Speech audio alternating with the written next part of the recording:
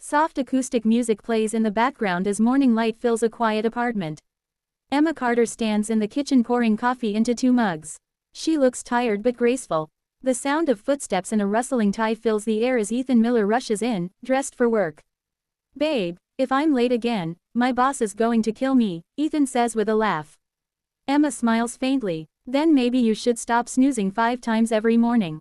"Guilty as charged," he replies, grabbing the cup of coffee she offers. He takes a quick sip, kisses her cheek, and moves toward the door. "Ethan," she calls out softly. "You forgot your lunch." He turns, grinning. "It's okay. I'll grab something with the team. Don't wait up, I've got a late meeting tonight." The door clicks shut behind him. Emma stands still for a moment, staring at the lunchbox left untouched on the counter. The faint hum of the refrigerator fills the silence. She whispers to herself, "There's no meeting tonight." Emma walks to the bedroom and sits on the edge of the bed. Her phone screen lights up, showing photos of Ethan and a woman named Claire Monroe. Pictures of hotel lobbies, private dinners, smiles they thought no one noticed. Her thumb hovers over the delete button, but she doesn't press it. "Let's see how long you can keep lying," she says quietly. Later that day, Emma stands in her fashion design studio, surrounded by fabric rolls and sketches pinned to the wall. Lena Brooks, her best friend and assistant, walks in with a cup of coffee. "You look like you didn't sleep again," Lena says. "What's going on?" Emma forces a gentle laugh. "Just deadlines. Reynolds wants the new collection ready by Friday." "Deadlines don't give you dark circles, husbands do," Lena teases, but her eyes study Emma with concern. "It's nothing, Lena, I'm fine. You used to tell me everything," Lena reminds her softly. Emma looks down at her sketch pad. "Can you check on the shipment from Milan? I need to finalize these designs." Lena sighs but doesn't push further. "Fine, boss lady, but you owe me drinks and the truth soon." When Lena leaves, Emma's phone buzzes. A message from Ethan appears. "Running late again tonight. Don't wait up." Emma stares at the message, her lips trembling slightly before she whispers, "Sure, love. Have a good meeting." Meanwhile, across town, Ethan sits in a dimly lit bar with Claire. The air is filled with laughter, glasses clinking, and the low hum of background music. Claire smiles, leaning toward him. "You're terrible, you know that. Married man pretending to be stuck in meetings," she says. Ethan smirks. "You think I'd survive without you?" "Careful," she replies playfully. "You're walking a dangerous line." "Maybe I like danger," he says before kissing her. Outside the bar, Lena happens to walk by. She freezes as she spots Ethan and Claire through the glass window. Her face goes pale, and she quietly takes a photo before walking away. That night, the apartment is dark when Emma hears the door unlock. It's past midnight. Ethan steps in, smelling faintly of perfume. "Long meeting?" she asks without turning around. Ethan hesitates for a moment before replying, "Yeah.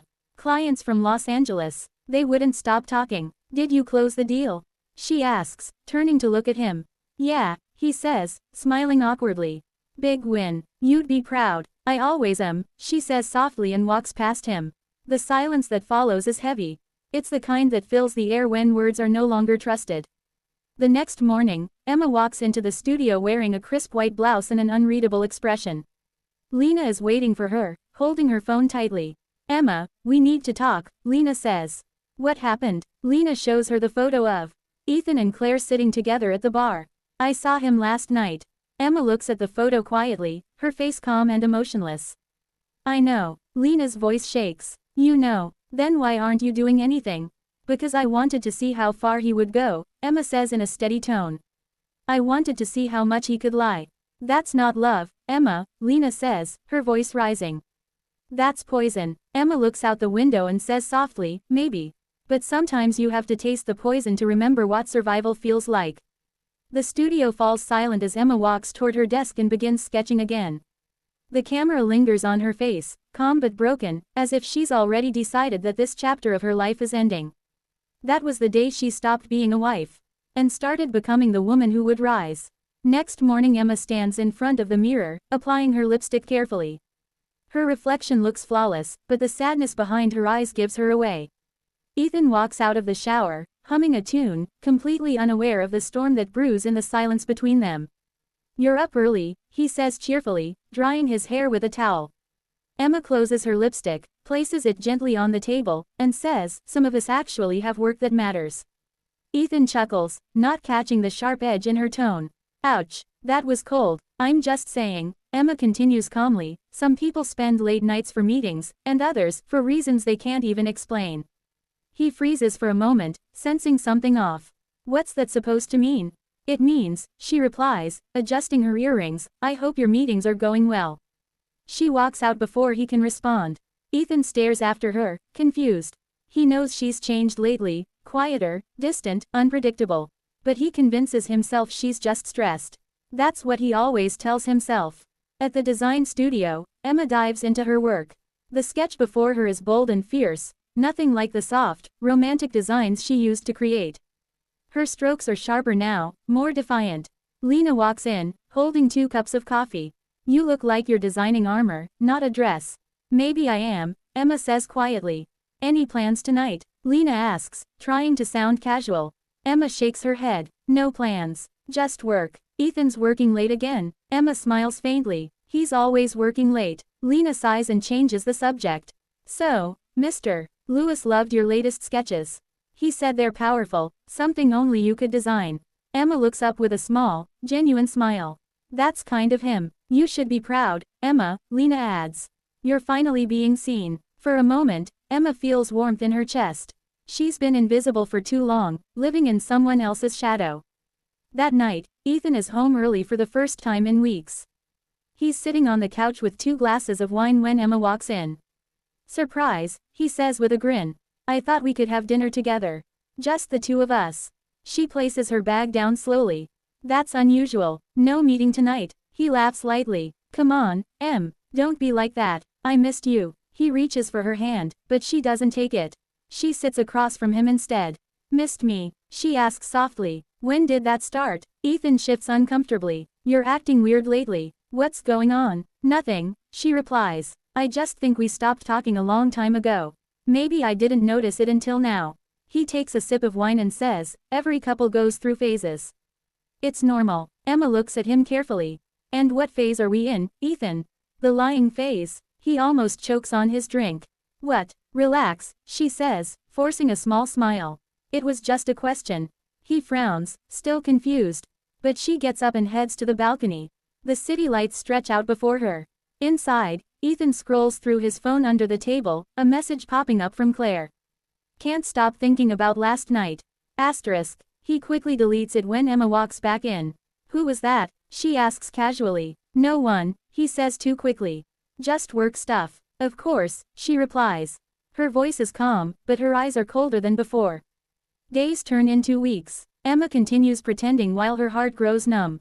She smiles when expected, cooks dinner when he's home, and listens to his lies as if they were lullabies. But each word chips away at the woman she used to be. At work, she's a completely different person. Confident, creative, people start noticing her brilliance again. Mr. Lewis, her mentor, often tells her, you're not just designing clothes, Emma.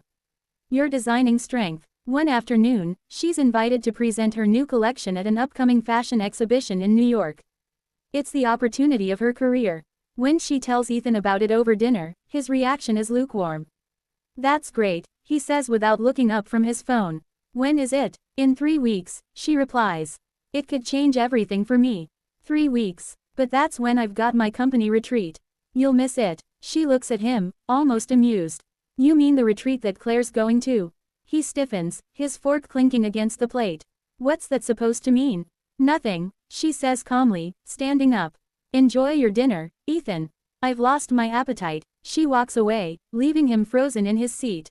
He doesn't chase her this time. He just stares at his phone, guilt flickering across his face before he pushes it away again. Later that night, Emma lies awake beside him. The moonlight falls across his face as he sleeps soundly, unaware of the tears silently falling beside him. In the darkness, she whispers to herself, one day, I'll stop waiting for him to change. The morning sun shines faintly through gray clouds.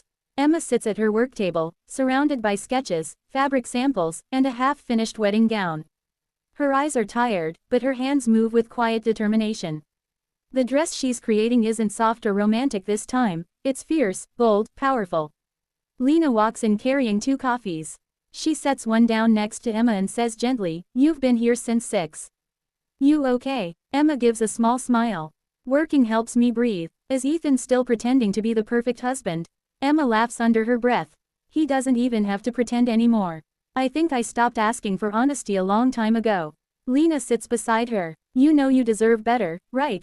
I know, Emma whispers. I just need to remember it when I look in the mirror. Later that evening, Emma returns home. The apartment feels colder than usual. Ethan isn't there, but his jacket is tossed carelessly on the couch. She glances at it, then notices a lipstick stain on the collar.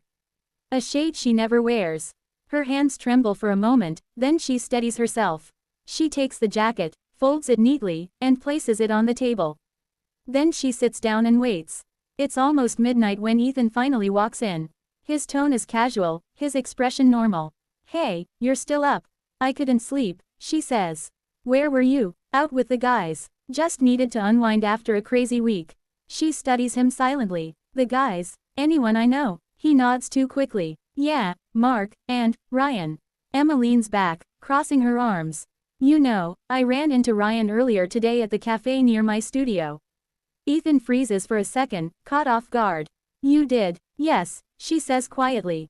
Funny thing is, he didn't mention you were meeting later. Ethan fumbles for an answer. Maybe he forgot. We met last minute. Right, Emma replies softly. Last minute, of course. She stands and begins clearing the dinner table that's been untouched since evening. The clinking of plates is the only sound between them. Ethan tries to lighten the air. Emma, come on, don't be mad. I'm just tired, okay. Work's been crazy. She turns around slowly. Do you ever get tired of lying, Ethan? His expression changes instantly. What are you talking about? I'm talking about the meetings. The late nights. The perfume that isn't mine. Her voice is calm, but her words are sharp enough to cut through the silence. He stares at her, speechless. You're imagining things. She laughs softly. That's what I used to tell myself too. He runs a hand through his hair, frustrated. Emma, I don't know what's gotten into you. You're acting paranoid. Maybe, she says. Or maybe I finally opened my eyes. He walks toward her, lowering his voice. You're blowing this out of proportion. She looks up at him with a calm expression. If betrayal feels small to you, I can't make it big enough for you to see it. He doesn't respond. Instead, he grabs his keys and storms out of the apartment. The door slams shut, leaving a deep echo behind. Emma stands in the silence, staring at the door. Then she exhales slowly and whispers to herself, that was the last lie I needed to hear. The next morning, she arrives at the design studio with a quiet fire in her eyes. Mr. Lewis, her mentor, notices it immediately. You look different today, Emma. Stronger. Maybe I finally remembered who I am, she replies. He nods approvingly. Then don't forget again. As the days pass, Emma channels every emotion into her designs. Her collection grows more stunning with each piece, each stitch telling the story of her survival. Meanwhile, Ethan's guilt begins to surface. At work, he's distracted. Claire notices and asks softly, you okay? He shrugs. Emma's been distant lately. I think she knows something. Claire hesitates before saying, maybe it's time you make a choice. Ethan looks away. It's not that simple. Claire sighs. It is, Ethan. You can't keep living two lives. Later that night, Ethan comes home early. He finds Emma sitting on the couch, surrounded by sketches and fabric swatches. She doesn't look up as he enters. Hey, he says awkwardly. Can we talk? She keeps working. About what? About us. There is no us, Ethan, she says quietly. There's you, your lies, and me pretending not to notice. He kneels down beside her, desperation in his eyes. I messed up, okay. But I love you. She looks at him for a long moment. You don't get to say that word anymore. You broke it. He takes her hand, but she pulls away gently. Emma, please, we can fix this. She shakes her head slowly. No, Ethan, you can't fix what you destroyed on purpose. The silence that follows feels final. He stands, his voice cracking slightly. So that's it, you're just going to give up. I'm not giving up, she says softly. I'm letting go. Ethan stares at her, unable to find words. He leaves again, slamming the door behind him, but this time, she doesn't flinch. The narrator's voice returns, steady and calm. She finally realized that waiting for truth from a liar was like waiting for rain in a desert. That night, she decided she would never beg for love again. She left the lies behind, but freedom has a price. The first morning without Ethan was quieter than she imagined. The clock ticked louder, the coffee didn't taste the same, and the bed felt too big. Yet there was peace in that emptiness. Emma Carter stood near the window of her small rented apartment, watching sunlight paint the floor. It wasn't luxury, but it was hers. For the first time in months, she could breathe without pretending. Lena Brooks showed up later that day with 2 cups of coffee and the same protective energy she always carried. She placed the cup on the table and said, "You actually did it. You walked out." Emma smiled faintly. "I thought I'd feel broken. But I feel clean. Like I washed something off that didn't belong to me." Lena nodded, sinking into the couch. "You're stronger than you think. You always were." Emma spent the following weeks rebuilding, piece by piece. She rented a tiny studio space downtown where she could design again without pressure or eyes judging her. Mr. Lewis helped her find small freelance work. Late nights turned into early mornings, and exhaustion became her new normal. But there was satisfaction in earning every penny by herself. Ethan tried calling several times. She didn't answer. Once, she picked up, listened to his voice tremble, and hung up before he could finish his apology. She wasn't ready to forgive or even to talk. He kept leaving voicemails, long ones about how he missed her, how Claire didn't mean anything, how he realized too late what he'd lost. Emma would listen in silence, sometimes smiling, sometimes crying, but never replying. At the studio, she began sketching her new collection, pieces that reflected strength, not sorrow. Her designs caught the attention of a local boutique owner who invited her to display them at a small exhibition. It wasn't grand, but it was a start. On the night of the event, Emma wore a navy blue dress she had sewn herself. Her work drew attention from critics and buyers. People asked her where her inspiration came from. She replied softly, "From Heartbreak. It taught me the kind of strength fabric can't hide." That evening, after the show, as she packed her sketches, a tall man with an easy smile approached her. He introduced himself as Daniel Hayes, a creative director for a design firm. He complimented her style, sharp, emotional, unique. She thanked him politely, unsure how to accept kindness that wasn't hiding an agenda. Daniel handed her his card. "If you ever need collaboration or advice, call me. Your designs have a soul most people only pretend to have." She kept the card in her purse but didn't call him. Not yet. Days turned into weeks. Her boutique sales grew. She moved from the small studio into a bigger workspace. Lena helped her handle orders, laughing as they worked overnight to finish designs. Emma began to believe in herself again. One evening, she returned home to find Ethan standing by her door. His eyes looked tired, his voice uncertain. "Emma, please, can we talk?" She stood still for a moment. "You shouldn't be here, I know," he said softly.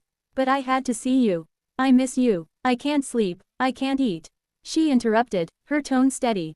"You should have thought about that before lying to me every day." He reached out, almost touching her hand.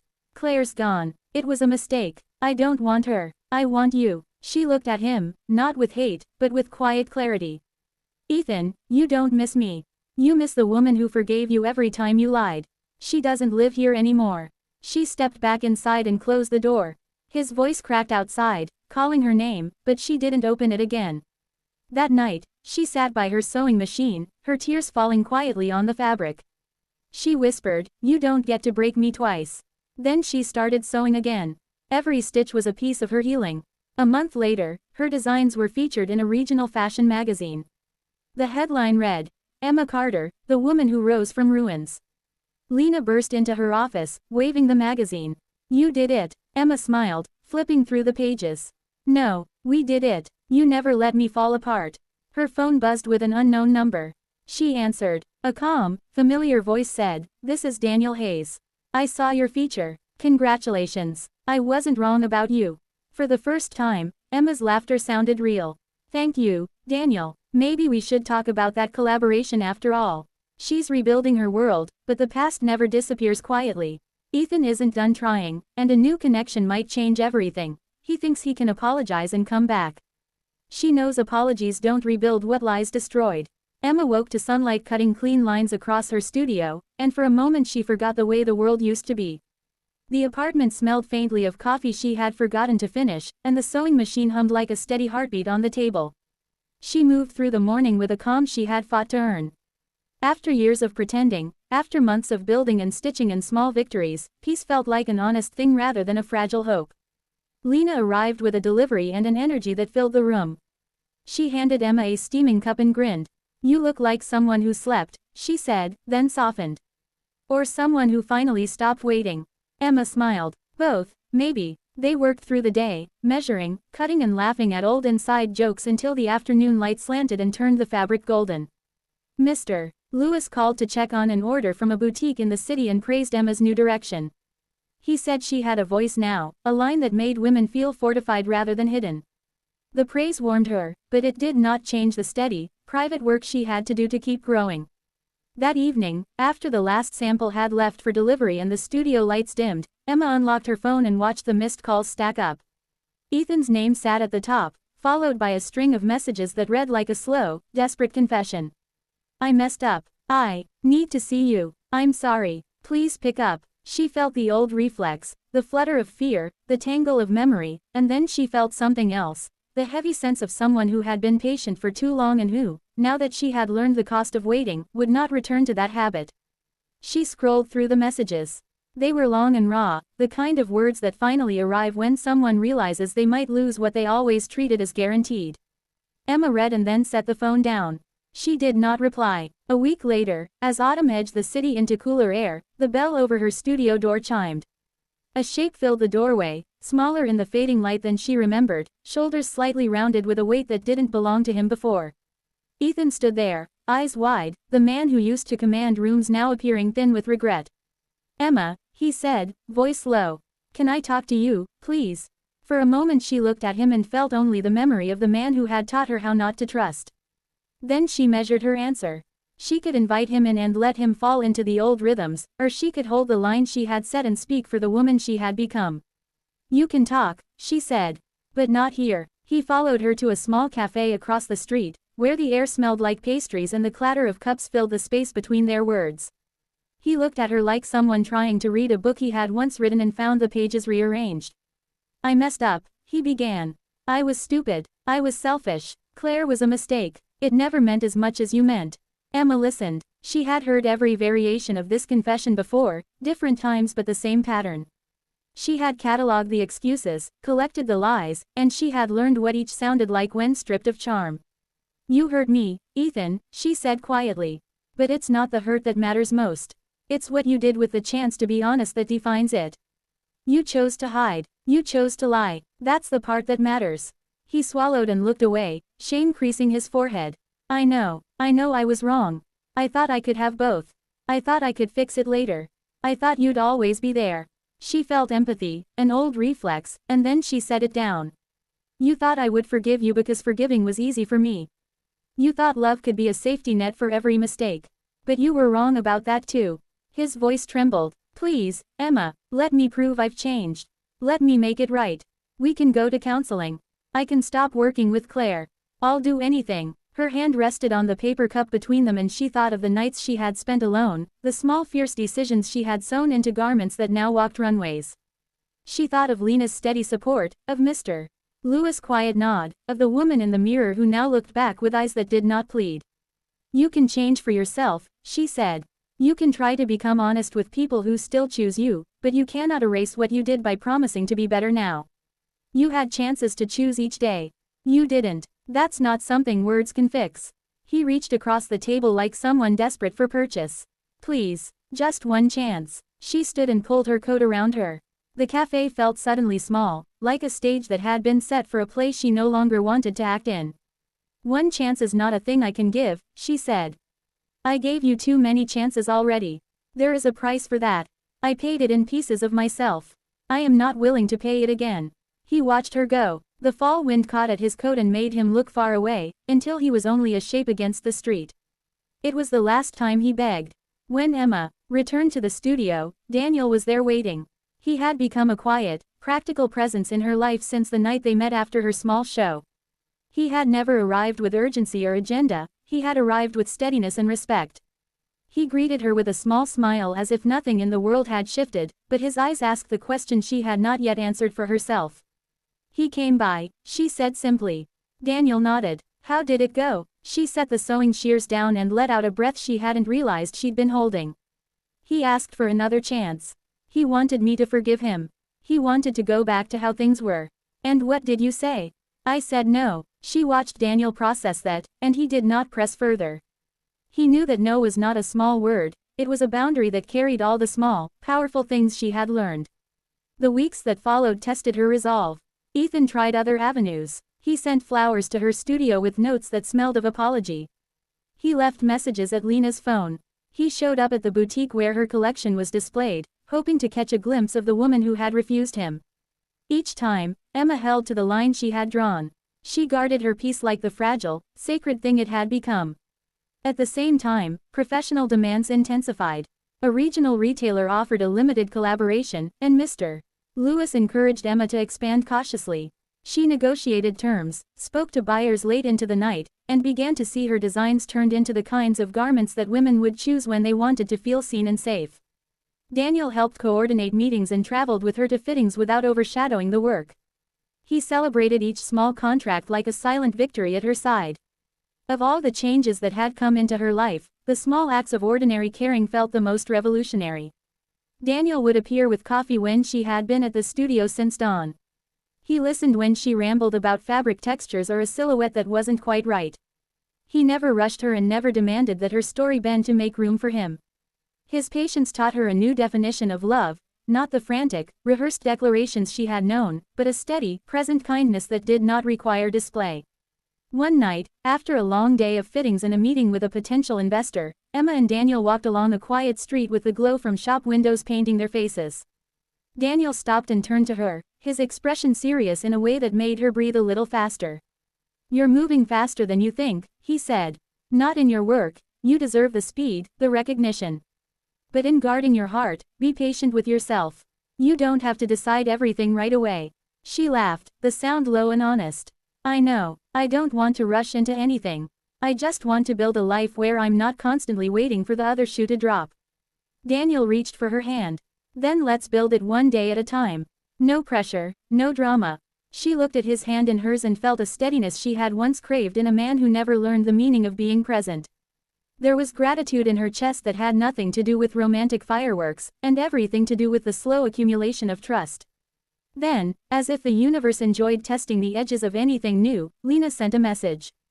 There was a contact in a national magazine interested in a feature, a piece that could shift public awareness of her collection toward a national audience. It was the very thing she had once dreamed of, the stage she had longed for when the world felt like a closed door. The timing felt like both risk and blessing. She would have to travel, she would have to speak her truth in public, and she would have to do so with all the dignity and courage that had become part of her. She looked at Daniel, the man on whose quiet shoulders she had learned how to lean without falling. "I think I'm ready," she said. He squeezed her hand gently. "I'll be there, every step. The spotlight is coming, and with it a moment where the past and present will collide in front of the world. Will her new life withstand the glare, or will old shadows force her to relive every wound? Sometimes the world applauds you for the very strength you built from silence. But applause can't drown out the ghosts who still know your name." The soft hum of cameras filled the air as Emma Carter stood on the runway's edge, her designs gliding beneath the spotlights. The models moved like living art, clean lines, fierce grace, and quiet defiance stitched into every seam. It wasn't just a fashion show, it was a declaration of survival, of transformation. Her name shimmered across the backdrop, Emma Carter Designs, the Resilience Collection, a line inspired by pain turned into power. The audience rose in applause, and flashes sparked like a storm. For a moment, the noise blurred, and she thought of the nights she'd sat alone, sewing under a single lamp, whispering to herself that she wasn't broken, just becoming. Backstage, Lena hugged her tight. "You did it, Em." National press, sponsors, even Vogue's editor was sitting front row. "You're officially untouchable." Emma laughed softly, though her heart was trembling with relief. "Untouchable feels strange. I spent years being hurt because I kept letting people touch too much of me." Mr. Lewis appeared with a proud smile. "You've earned this moment. Enjoy it before you start planning the next mountain." As the celebration spilled into the evening, Daniel arrived, his expression steady but eyes gleaming with pride. He wore a black suit that looked almost effortless, but his voice carried the warmth of someone who had seen her entire climb. "You were breathtaking," he said. "Not just your designs, you." Emma blushed lightly. "You think so?" "I know so," Daniel said. "When they clapped, I watched you instead. The way you stood there, strong, Quiet, like you didn't need anyone's validation anymore. Emma smiled faintly. Maybe I still need a little. He chuckled. Not from the world. From yourself, maybe. The after-party buzzed with interviews and bright laughter. Reporters hovered, cameras flashed, and somewhere between champagne flutes and congratulations, Emma caught a glimpse of something that froze her breath, a familiar face across the room. Ethan Miller. He stood near the exit, watching her with the practiced calm of a man who thought he still had the right to be there. He wore charm like armor, speaking to a journalist with easy confidence, but his eyes never left Emma. Lena noticed the shift in Emma's expression. Don't tell me, he's here. Emma exhaled slowly. He's here. Lena's jaw tightened. You want me to have security escort him out? No, Emma said quietly. Let him stay. Let him see what I've built. Ethan's arrival didn't go unnoticed. Reporters whispered, a few recognizing the connection, the ex-husband of the designer who was suddenly the industry's rising star. Social media began to buzz before the party even ended. Later that night, Emma and Daniel walked through the quiet hallway of the hotel where the after-party had been hosted. She leaned against the window, looking out at the city lights. He's not here for congratulations, Daniel said. No, she replied softly. He's here because he can't stand watching me be fine without him. Daniel stepped closer, his tone gentle. Do you want to talk about it? Emma shook her head. Talking about Ethan always felt like giving him space in my head. I spent years doing that. I'm done now. Daniel looked at her carefully. Good, because you're allowed to move forward without explaining your piece to anyone. For a moment, silence stretched between them. Then Emma smiled faintly. You always know what to say. That's because I listen, he said simply. The next week was a blur of meetings, calls, and interviews. Every magazine wanted her story, every network wanted a quote. Emma Carter was no longer just a designer, she had become a symbol. The woman who walked away from betrayal and built an empire out of honesty. But fame has a way of inviting old ghosts back into the light. On a Tuesday morning, while Emma was preparing for a segment on a national morning show, Lena rushed in with her tablet. Her face was pale. Emma, you need to see this. The headline hit like a blow. Ethan Miller speaks. The truth behind the designer divorce. Emma read the article silently, her pulse tightening. Ethan had given an interview, painting himself as a man who had made mistakes but who was heartbroken watching his wife lose trust. He claimed he had always supported her dreams, that they had simply grown apart. It wasn't cruel, it was calculated. It made him look human. It made her look cold. Emma set the tablet down. He's using my name to clean his image. Lena's voice trembled with anger. We can sue him for defamation. He's twisting everything. Emma's tone remained calm. No, let him talk. The truth doesn't need defending anymore. My work will speak louder than his words. Daniel entered the room just as she was preparing for the camera. You okay? He asked quietly. Emma forced a smile. I'm fine. He's just trying to stay relevant. I won't give him what he wants. Daniel studied her. You're stronger than you think, Emma. When the live interview began, the host asked gently, your ex-husband recently spoke publicly about your past. Do you want to respond? Emma took a breath. The studio lights reflected in her eyes, but her voice remained steady. People tell stories to make sense of their own choices. I told mine through my work. My designs are my response. My past isn't my headline anymore. The studio fell silent for a moment before the host smiled, clearly moved. The clip went viral. Within hours, social media filled with praise. Grace under fire, the definition of strength, Emma Carter just taught us class. But Ethan wasn't finished. 2 days later, he showed up uninvited at her charity gala, an event organized to raise funds for young women starting careers in design. Emma was mid-speech when she noticed him walking down the aisle, hands tucked in his pockets like he still belonged in her world. The audience turned, murmurs rippling through the hall. Daniel stood from his seat instantly, eyes narrowing. Ethan reached the front of the stage, his voice loud enough to carry. Emma, can we please talk? Just once, without cameras or guards or distance. Emma froze for half a second, then gathered herself. She turned toward him, her tone even but sharp enough to cut through the noise. This isn't the place, Ethan. He took another step. It's the only place you'll see me now. I just want a minute. Daniel moved closer to the stage, ready to intervene. Emma held up her hand slightly, her silent signal to let her handle it. She faced Ethan squarely. You had years of minutes. You wasted them. Don't make a spectacle now. The room was silent. Cameras rolled. Somewhere, a journalist whispered, this is live. Ethan's voice cracked. I loved you, Emma. Her expression softened for just a second, then she spoke with quiet finality. No, Ethan, you loved control, and now that it's gone, you're mistaking your loss for love. The crowd erupted in applause. Ethan's face drained of color as he turned and left the hall under the flash of relentless cameras. Daniel joined her on stage, placing a reassuring hand on her back. She didn't look at him, only out at the audience. Now, she said, let's get back to the reason we're here, to help women stand where they were once told to kneel. The applause grew louder, and for the first time, she smiled not because she had to, but because she had won something Ethan could never take, peace. But in the silence after the cheers faded, one thing lingered, Ethan's parting words to the press. I'm not done trying to win her back. And Emma knew, peace was never permanent when the past refused to stay buried. The past doesn't knock when it returns. It storms through the door you thought you locked. The headlines refused to die down. Emma Carter silences ex-husband with class. Ethan Miller embarrassed on live stage. Designer of the decade shuts down her past with grace. Every outlet ran the story, replaying the clip where Emma's words sliced through Ethan's apology like glass. People loved her strength, her composure. But fame has two faces, one that lights you up, and another that burns you quietly. By the third week, Emma's phone was full of requests, interviews, collaborations, invitations to speak at women's empowerment events. But beneath all that noise, Ethan's name still lingered. Every article about her triumph carried his shadow. In the quiet moments, that shadow made her chest ache. Not from longing, from exhaustion. She was tired of his ghost taking up space in her success. Lena noticed it one morning as they worked through sketches in the studio. You've been quiet today, she said. Emma smiled faintly. Just thinking. About him. Emma sighed. About how every story that's supposed to be about my work somehow still finds a way to mention his name. I've outgrown him, but the media hasn't. Lena's voice softened. Then we'll make them forget him. Next month's campaign will be about you, only you. Before Emma could reply, Daniel entered the studio carrying 2 coffees. He placed one in front of her and leaned on the table. You have a meeting with Mr. Lewis at 2. He wants to finalize the Paris showcase.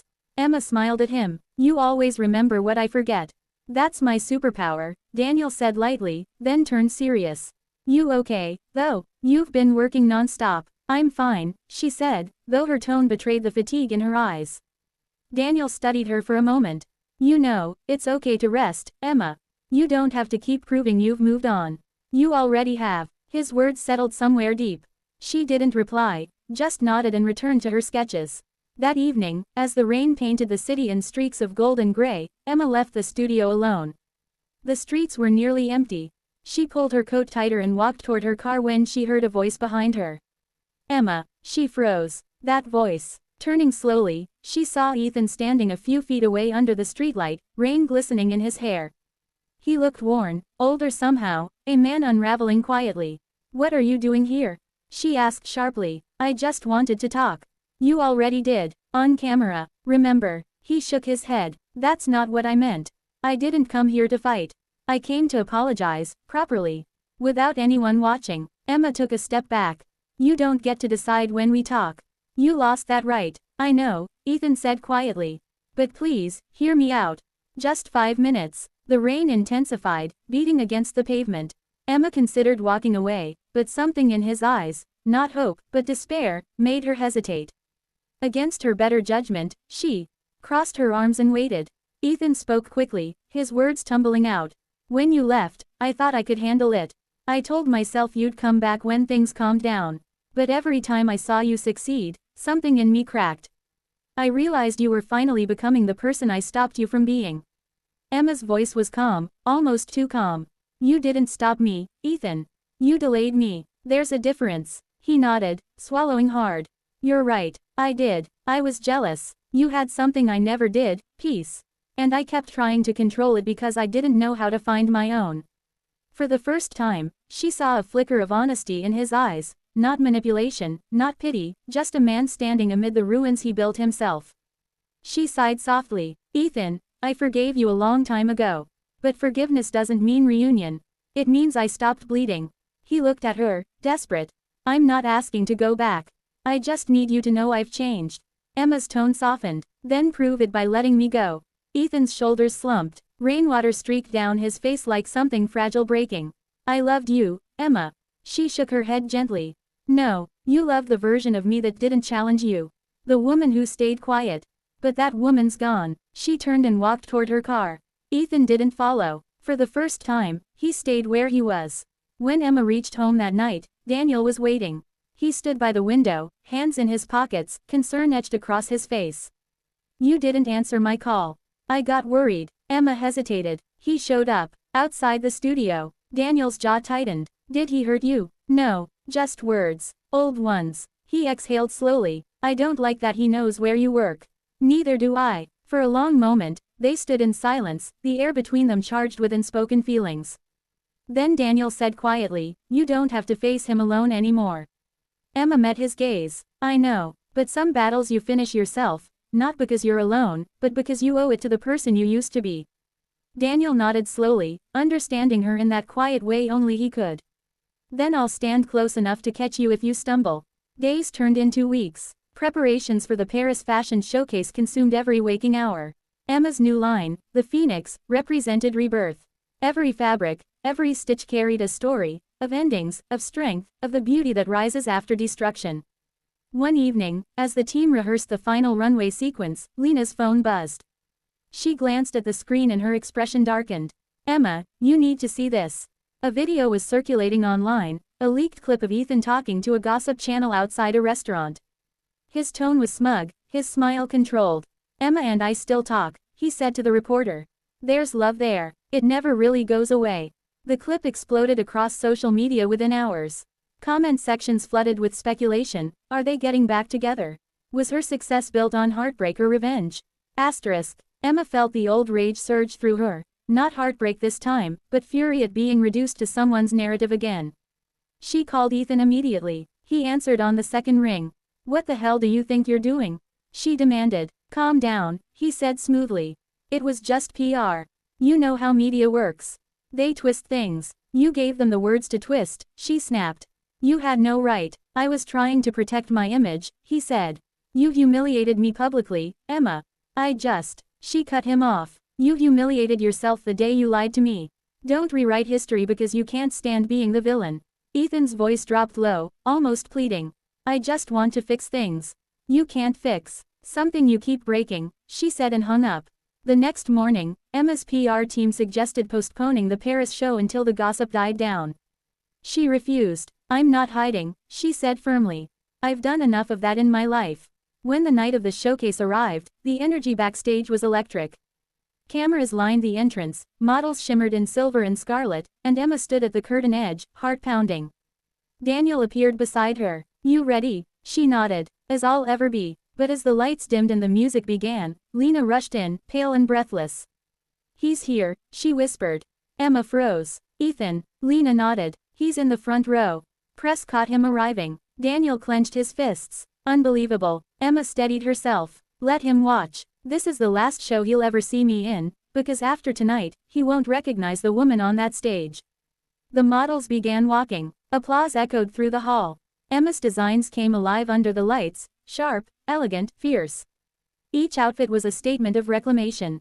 And when the final model stepped out, the screen behind her lit up with Emma's quote. Pain doesn't define you. What you build from it does. The crowd erupted. Cameras flashed. And for one split second, as Emma stepped onto the stage to take her bow, her eyes met Ethan's. He was standing now, clapping, but his expression wasn't admiration. It was realization that he had truly lost her. Daniel stepped beside her, pride shining in his eyes. He reached for her hand, a simple gesture, but the room noticed. The cameras noticed. The world noticed. Emma smiled, not for the audience, but for herself. Outside the event, reporters swarmed Ethan.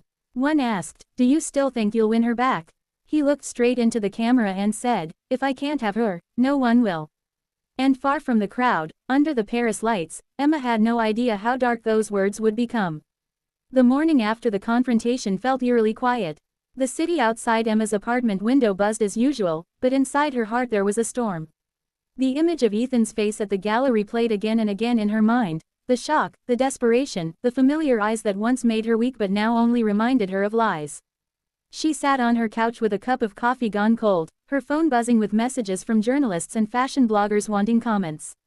Daniel had called a few times too, leaving a message that said, "Call me when you're ready. You don't have to face this alone." But Emma wasn't sure if she wanted to talk to anyone yet. She needed silence. She needed control. Later that day, Sarah arrived, holding a paper bag of muffins and a soft smile. "You look like someone who hasn't slept in a week," she said, setting the bag down. Emma forced a small laugh. "That's about right. The internet's already writing its own version of the story. Half of them think Ethan and I are getting back together." Sarah rolled her eyes. "Of course they do. People love drama more than truth." She sat next to Emma. "So, what are you gonna do?" Emma stared at her coffee. "I don't know. For years, I let him define how people saw me. I won't let that happen again." Sarah nodded. "Then show them who you are now. You're not the woman who cried over him anymore. You're Emma Reed, the designer who walked through hell and came out wearing heels." That line made Emma smile. "You make it sound easier than it feels." Sarah squeezed her hand. "It's not easy, but it's real, and maybe it's time to tell your story, your way." Those words planted a seed. That evening, Emma opened her laptop and began typing. It wasn't a press statement. It wasn't a post for sympathy. It was a letter, honest, raw, and human. She wrote about betrayal, about strength, about how healing isn't a straight line but a journey through chaos and clarity. When she finished, she read it aloud to herself. Her voice trembled at first, then grew firm. She uploaded it to her social media account with one simple caption: "Not all pain destroys you. Some pain redesigns you." Asterisk. Within hours, it exploded. Messages of support flooded in. Women from all over the country shared their stories, thanking her for being real in a world obsessed with perfection. Emma's words became a wave of empowerment. But as her truth reached the world, Ethan's silence broke. 3 days later, he appeared in a television interview, tired, defensive, and trying too hard to look regretful. He spoke about mistakes, misunderstandings, and how he still cared about Emma. His tone was carefully rehearsed, his smile too polished. When Sarah called Emma after watching it, she said, "He's trying to clean his image. Don't let him drag you into his circus." "I won't," Emma replied calmly. "I've said my truth. I don't need to shout anymore." The next week, Emma received an invitation, the Global Fashion Summit in New York. It was the biggest opportunity of her career, a platform where the world's top designers and investors gathered. Her new collection, named Resilience, had caught international attention. She accepted, but destiny wasn't done testing her yet. 2 nights before the event, she received a message from an unknown number: "We need to talk. Please meet me before the summit. It's important. Ethan." Asterisk. Emma stared at the screen for a long time. Her chest felt heavy, but not with fear, with curiosity. She wanted to know what he thought he could still say. The next evening, she met him at a quiet cafe near Central Park. He looked different, thinner, older, his eyes softer yet haunted. "Thank you for coming," he said, standing awkwardly before sitting down. Emma didn't smile. "I almost didn't. I know, I don't deserve your time. But I needed to see you once, without cameras, without pretending." "Go ahead," she said coldly. "Say what you came to say." Ethan leaned forward. "I messed up." Ethan leaned forward, his voice low and trembling. "I messed up, Emma. More than I can ever fix. I thought I could live 2 lives, one where I loved you and one where I lied to you. I didn't realize that sooner or later, both would collapse." Emma kept her gaze steady, calm but cold. "You realize that now, after all this time?" He sighed, staring at the table. "I see you everywhere now. On magazine covers, on billboards, on runways. And every time I see you, I remember the way I destroyed the best thing that ever happened to me." She leaned back in her chair. "You didn't just destroy us, Ethan. You destroyed the woman I used to be. The one who trusted too easily. The one who thought love could fix broken things. You taught me something though." Ethan's eyes flickered. "What did I teach you?" "That no one saves you. You save yourself." For a moment, neither spoke. The noise of the cafe faded around them. Ethan swallowed hard. "I don't expect forgiveness. But I wanted to tell you, I'm done pretending. I'm not here to ruin your peace. I just needed to apologize in person." Emma nodded slowly. "And I accept your apology, Ethan. But understand this, acceptance isn't the same as reconciliation. You and I, we belong to different worlds now. You built yours on lies. I rebuilt mine on truth." Ethan looked down, his hands tightening around his cup. Does he make you happy? Daniel. Her voice softened slightly. Yes, he does. He respects me. He doesn't make me question my worth. And when he looks at me, I don't see guilt in his eyes. Ethan's lips trembled. I hope he knows how lucky he is. Emma stood up, picking up her bag.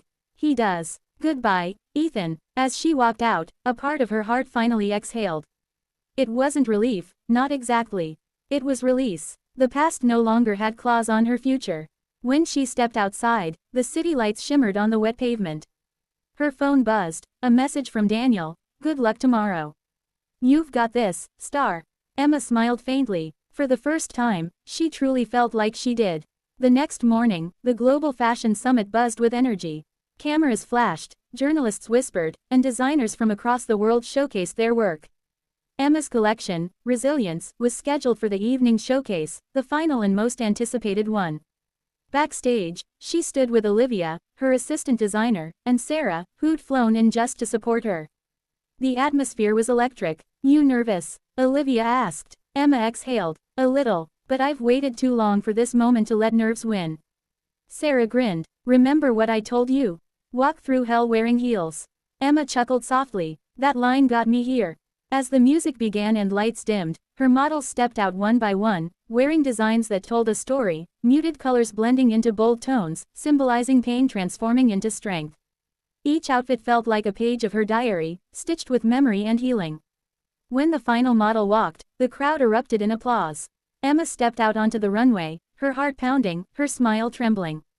Flashbulbs went off like fireworks.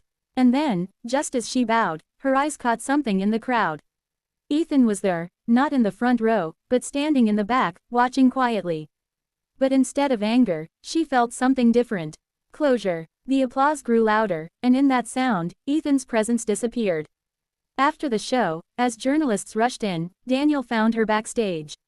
He was holding a bouquet of white lilies. You were incredible, he said, wrapping her in a hug. The world just met the real Emma Reed. She smiled, tears welling up. Thank you, for believing in me when I stopped believing in myself. He looked at her with that quiet sincerity that always melted her defenses. That's what love is supposed to do. They stepped out into the corridor, cameras still flashing from afar. Sarah joined them, laughing. You two look like a magazine cover already. Emma laughed too. For once, the laughter didn't feel forced. It was free, light, alive. That night, at the post-event dinner, Emma sat with Daniel, Sarah, and Olivia. The air buzzed with celebration. Yet, in the middle of all the joy, Emma's phone lit up again, a message from an unknown number. You looked beautiful tonight. I'm proud of you. Goodbye, for real this time, Ethan. Emma stared at the screen for a long time, then gently placed the phone face down on the table. Daniel noticed. Everything okay? She nodded. Yes, perfectly okay. But inside, a quiet ache stirred, not of love, but of finality. Ethan was truly gone now, not just from her life, but from her story. Weeks passed. Emma's designs became the talk of the industry. Invitations flooded in, and collaborations poured from brands she once dreamed of working with. Her name was no longer tied to Ethan. It stood on its own, powerful, respected, unshakable. Daniel became her constant. He wasn't loud about his love. He showed it in steady ways. Morning coffee waiting on her desk, late night calls reminding her to rest, walking beside her through the chaos of fame without ever standing in her shadow. One evening, after a long day, they sat on her apartment balcony watching the city lights below. Daniel turned to her and said, You know what I admire most about you? She smiled lazily. My stubbornness. He chuckled. That too. But mostly, your strength. You didn't just survive, Emma. You turned survival into art. Her heart softened. I couldn't have done it alone. He shook his head. Yes, you could have. You just didn't have to.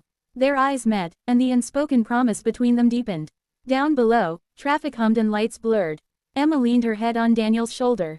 Do you ever think about the past?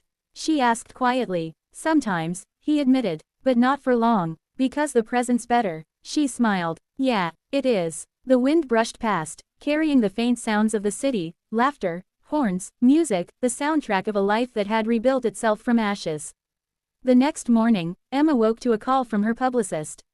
Emma, congratulations. You've been invited to Paris Fashion Week. They want resilience on the global stage. Her eyes widened. Are you serious? As serious as success gets. Emma hung up and looked out the window. Paris. The dream she once thought was impossible. When Daniel walked in with breakfast, she ran into his arms, laughing. "We're going to Paris." He grinned. "I guess the world's finally catching up with you." She laughed harder. "No, I'm just finally catching up with myself." As she packed her sketches and passport days later, she caught her reflection in the mirror. The woman staring back wasn't the one who cried in silence, hiding the truth. She was the woman who learned that loss isn't the end, it's the beginning of becoming. And though a small part of her would always remember the girl who loved Ethan, she no longer mourned her. That girl had served her purpose. She had led Emma here, to freedom, to love, to peace. As she zipped her suitcase, she whispered to her reflection, "It's time." Daniel appeared at the doorway, smiling softly. "Ready?" She nodded. More than ever. And as they stepped out together, the city lights reflected in her eyes, shining like the life she had finally claimed as her own. But just as their car pulled away, her phone buzzed one last time. An email notification, from a publisher. "We read your post, and we'd love to turn your story into a book. The world deserves to hear it." Emma smiled, her heart steady. The world would finally hear her truth, from her own voice. As the plane took off that night, she watched the city disappear beneath the clouds. For the first time, she didn't feel the weight of the past pulling her back. Only the promise of what was next. Paris was alive in gold that morning, the sunlight spilling over rooftops, the hum of cafes rising like music, and the scent of fresh croissants drifting through cobblestone streets. For Emma, it felt like breathing for the first time after years underwater. The city wasn't just beautiful, it was symbolic. Paris was where dreamers came to prove that pain could turn into art. As she stood on her hotel balcony overlooking the Seine, Daniel wrapped his arms around her from behind. "You ready to conquer Paris?" Emma smiled softly. "I've already conquered what scared me most. This is just the celebration." He kissed her forehead. "That's my girl." The next few days moved in a blur, interviews, fittings, and rehearsals for Resilience's debut at Paris Fashion Week. Every designer dreamed of that moment, but for Emma, it wasn't just about success. It was about redemption. Sarah and Olivia joined her, buzzing with energy. "Paris suits you," Olivia teased as Emma tried on her final show outfit, a flowing white gown with silver embroidery. Sarah grinned. "You look like someone who finally knows her worth." Emma laughed. "Took me long enough to find her." The laughter filled the room, but somewhere deep inside, Emma felt a quiet pull, like the story wasn't finished yet. On the day of the show, the Grand Palais glittered. With lights and anticipation, cameras flashed, celebrities lined the aisles, and whispers of Emma's comeback echoed through the air. The stage was set, the music began, and her designs walked the runway with grace that came from truth. Every stitch told a story, of heartbreak, courage, and rebirth. The collection ended with the same white gown Emma now wore, stepping onto the runway for her final bow. The crowd rose to its feet. Applause thundered like waves. Tears glimmered in her eyes, but this time they weren't born of sadness. They were of victory. When she walked backstage, Daniel was waiting with champagne in hand. "To Emma Reed," he said, smiling proudly. "The woman who turned pain into power." She clinked her glass against his. "To new beginnings." They laughed, kissed, and for a moment, everything felt perfect. But just as she turned to greet a journalist, she froze. Across the room stood Ethan. He looked different, calmer, almost ghost-like in his quietness. He wasn't holding flowers, nor did he wear guilt like before. He simply stood there, watching her with an unreadable expression. Daniel noticed her pause. "Everything okay?" Emma's voice was steady. "Yeah, just a ghost from the past." She walked toward Ethan slowly. The noise around them faded. "Didn't expect to see you here," she said softly. Ethan nodded. "I wasn't planning to come. But when I saw your name on the list, I had to. I wanted to see the woman who rebuilt herself from what I broke." Emma's eyes softened but stayed firm. "You didn't break me, Ethan. You cracked something open, and through that crack, the light came in." He swallowed hard. "You're glowing, Emma, and you deserve every bit of it." She smiled faintly. "Thank you." Ethan took a breath. "I'm leaving the country next week. Starting over somewhere quiet. I wanted to say goodbye properly this time." She nodded. "Goodbye, Ethan. I hope you find peace." He smiled sadly. "I already have, just not the kind I imagined." He turned and walked away, disappearing into the crowd like a memory finally set free. Emma stood still for a moment, feeling a weight lift off her shoulders. She didn't need revenge or validation. She'd already won the only battle that mattered, the one within herself. Later that night, Daniel and Emma walked through the quiet streets of Paris. The Eiffel Tower sparkled in the distance, and the river mirrored its lights. Daniel reached for her hand. "You okay?" She nodded. "Better than okay. I finally feel complete." He smiled. "Good. Because I've been waiting for the right moment to do this." She turned, surprised. "Do what?" Daniel stopped under a street lamp and reached into his pocket. The light glinted off a small velvet box. "Emma Reed," he said, his voice calm but full of warmth. "I've watched you fall, rise, and shine brighter than ever. You taught me what strength looks like when it's wrapped in grace. And if there's one thing I've learned, it's that I don't want to walk into any future that doesn't have you in it. Will you marry me?" Emma's breath caught. The world around her blurred into golden lights. She looked into his eyes, eyes that never lied, never doubted her, never made her feel small. "Yes," she whispered. 1,000 times, yes. Daniel laughed softly, slipping the ring onto her finger as passers-by clapped and cheered. They kissed under the Paris night, a kiss not of escape or apology but of arrival, of finally being where they were meant to be. As they walked back to their hotel, Sarah called, her voice bursting with excitement when Emma told her the news. "About damn time," Sarah shouted over the phone. Olivia chimed in from the background, "We're already planning the wedding outfits." Emma laughed, her heart light. "Don't you dare start without me." That night, as she lay beside Daniel, the city glowing outside their window, she felt a calm she'd never known before. Daniel traced her hand gently. "You know what I realized tonight?" "What?" she asked sleepily. "You were never defined by what happened to you. You were defined by how you rose after it." Emma smiled. "And I finally understand that rising isn't about forgetting. It's about forgiving yourself, most of all." They fell asleep as Paris hummed outside, the city of love bearing witness to a love born from truth. Months later, Emma's book, Resilience, The Art of Starting Over, hit shelves worldwide. It became more than a bestseller, it became a movement. Women found courage in her words, men found lessons in her honesty, and the world found beauty in her truth. At the launch event, she stood on stage with Daniel by her side. Cameras flashed, fans cheered, and she felt that familiar surge of emotion, not nerves, but pride. She stepped to the microphone. "A few years ago, I thought my life was over," she began. "I thought heartbreak was the end. But heartbreak isn't an ending, it's a revelation. It shows you who you are, and who you can become. If my story means anything, let it mean this: you are not what broke you. You are what you choose to build after." The room erupted in applause. Daniel smiled, his eyes glistening with pride. After the event, they walked outside into the cool evening air. The sky shimmered with city lights. Daniel whispered, "So what's next for you, Mrs. Reed?" She smiled, leaning against him. "Whatever I want, because for the first time, I'm not chasing love, success, or approval. I'm just living." As they walked away, Emma turned back one last time, looking up at the night sky. Somewhere far away, Ethan might have seen her on television, maybe even smiled to himself. But for Emma, it no longer mattered.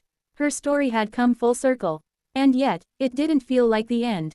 It felt like the start of something even greater, a life where love was no longer about survival but celebration. The narrator's voice fades in, her tone calm, powerful, and full of grace. "Sometimes, life breaks us so we can rebuild stronger. Sometimes, we lose people we thought we couldn't live without, only to find the version of ourselves we were always meant to become. Love isn't about holding on, it's about letting go, growing, and trusting that the right heart will recognize yours without the need for proof. This isn't a story about betrayal. It's a story about becoming. And becoming never ends."